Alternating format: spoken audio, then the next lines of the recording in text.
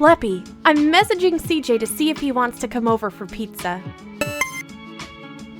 No, it's not a date. It's just 4 friends hanging out.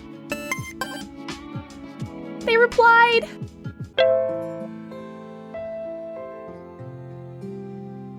Why would he say that? Let's begin.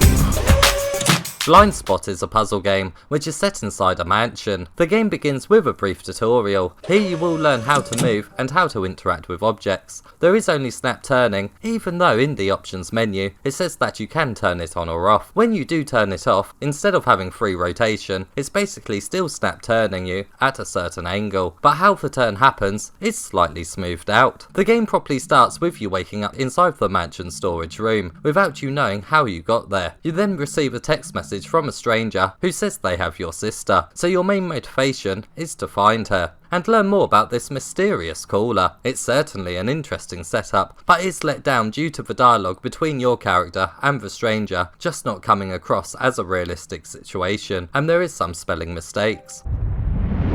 The puzzles are the main star of the game. They are pretty varied, and solving some in a room will unlock the next room. This puzzle setup can certainly make the game feel like an escape room title, only here you're actually trying to gain access to more rooms rather than escaping them. A lot of the puzzles here are the standard ones you get in these types of puzzle games, although often they are elevated slightly due to the real world actions you must do to interact with them. What you can and can't interact with though is often unclear. Some things look like they can be touched whilst others can't be. This creates some confusing moments and hurts the process of puzzle solving.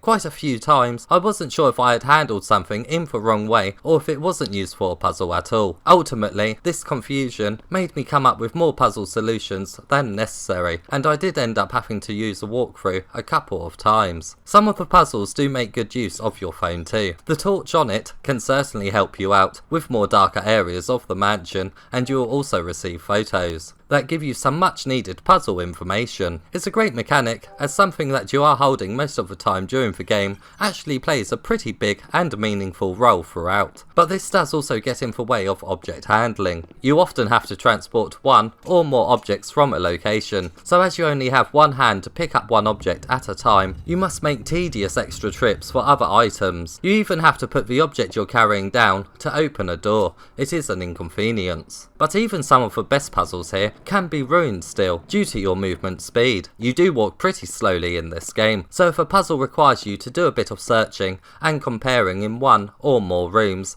it can become a chore. The mansion itself is laid out very nicely and has some pretty stunning rooms to look at. A shine emits from the marble floor in one room, and in another, detailed bookcases reach high up to the ceiling. The design of the mansion is very good, and you can easily tell that the owner is quite rich to have such large open rooms. But these spacious living areas also come with a downside, which is the game having blurry visuals on objects that are far away. It really is a shame, because the mansion is just begging to be appreciated in higher quality.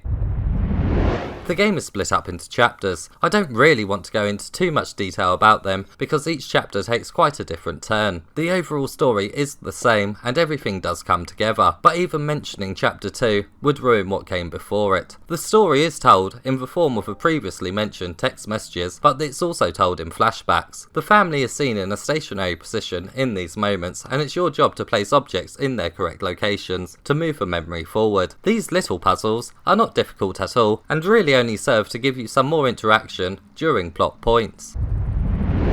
The game's collectibles come in the form of objects that are scattered around the house. These objects are seen as a silhouette on a page in your phone, and do appear in the mansion in the same order that they are listed. This setup makes for a more relaxing hidden object hunt, as you can always check to see what object you should be looking out for next. When an object is found, a description of it is now visible, along with some more backstory of how it is related to the characters in the game. The game does come with a platinum, and it's a nice and easy list to complete, although there is a couple here that may be a bit of an inconvenience. All you have to do is basically complete all the puzzles and get all the game's collectibles. There is a few here for other tasks, such as walking over 1000 meters and for turning on and off your phone 100 times. One of them even needs you to physically carry one of the collectibles with you for a section of the game. The actual list doesn't contain spoilers, so if you don't fancy doing repeated playthroughs for the Platinum, I do suggest you take a look at the full list before heading in.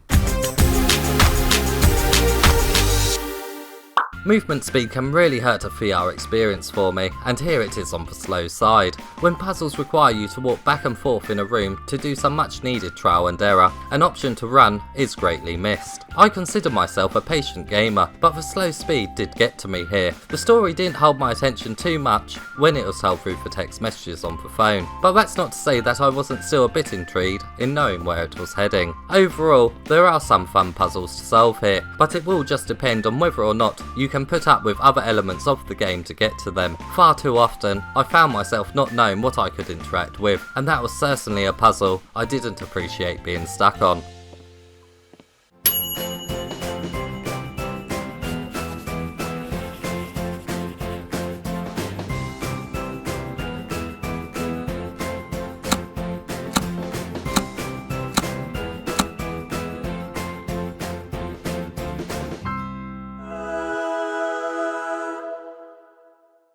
Stop pacing, Beep! I'm sure they will reply soon. I mean, who wouldn't want to come round for one of my homemade meals? They replied!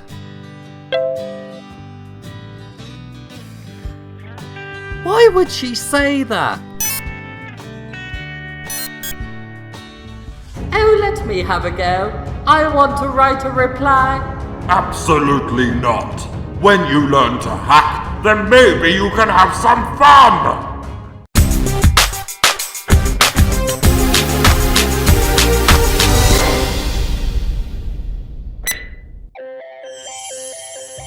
A faster movement speed and more visual guidance on what objects can or can't be interacted with could make this a much better game. I hope you found this review helpful. If you did, please give it a thumbs up and subscribe for more PSVR content.